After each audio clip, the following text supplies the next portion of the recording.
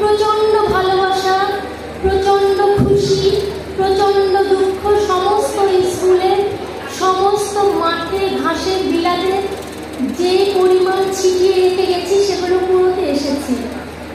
আমার খুব ভালো লাগছে।